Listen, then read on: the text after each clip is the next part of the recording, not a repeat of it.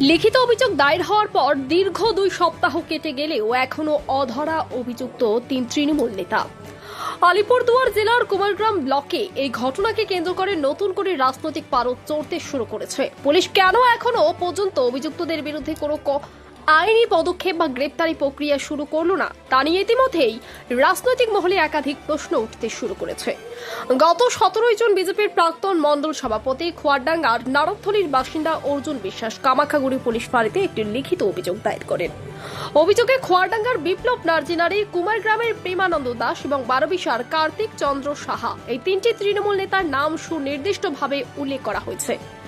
অভিযোগপত্রে জানানো হয়েছে, বিগত 2018 সালের পঞ্চায়েত নির্বাচনে কুমারগ্রাম পঞ্চায়েত সমিতির বোর্ড গঠনকে কেন্দ্র করে এলাকায় ব্যাপক সন্ত্রাস সৃষ্টি, বিরোধী সদস্যদের ভয়ভীতি প্রদর্শন এবং হুমকির ঘটনা ঘটেছিল। এছাড়াও কুমারগ্রাম ব্লক অফিসের পরিবর্তে খোয়ারডাঙ্গাতে পঞ্চায়েত সমিতির বোর্ড গঠনের সভা করা হয়েছিল।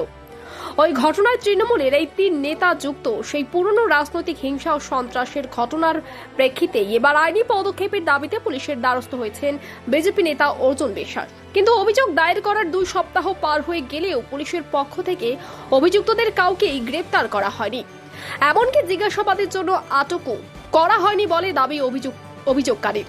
বিষয়টি নিয়ে ফের পুলিশের দ্বারস্থ হতে পারেন বিজেপির প্রাক্তন মণ্ডল সভাপতি অর্জুন বিশ্বাস, এমনটাই ইঙ্গিত মিলেছে। এদিকে 17 জন দায়ের করা লিখিত অভিযোগে পঞ্চায়েত সমিতির বোর্ড গঠনের সন্ত্রাস ও হুমকির বিষয়টি ছাড়াও ওই সময় খোয়ারডাঙ্গার বোমা বিস্ফোরক করিয়ে তাকে মিথ্যা মামলায় 52 দিন জেল খাটানো, খোয়ারডাঙ্গা 1 নম্বর গ্রাম পঞ্চায়েত থেকে স্নেহাশিস নার্জিনারি নামে এক ঠিকাদারের ব্যাংক অ্যাকাউন্টে 3,53,74,576 টাকা বিল করার মতো বিষয় উল্লেখ করেছেন অর্জুন বাবু। জানা গিয়েছে, বিপ্লব নার্জিনারি তৃণমূলের প্রাক্তন জেলা সাধারণ সম্পাদক এবং কুমারগ্রাম পঞ্চায়েত সমিতির প্রাক্তন সহকারী সভাপতি প্রেমানন্দ দাস তৃণমূলের প্রাক্তন জেলা সহ সভাপতি এবং কার্তিক চন্দ্র সাহা বারবিশা এলাকার স্বঘোষিত তৃণমূল নেতা, যিনি আবার বারবিশা ব্যবসায়ী সমিতির সম্পাদক পদেও রয়েছেন।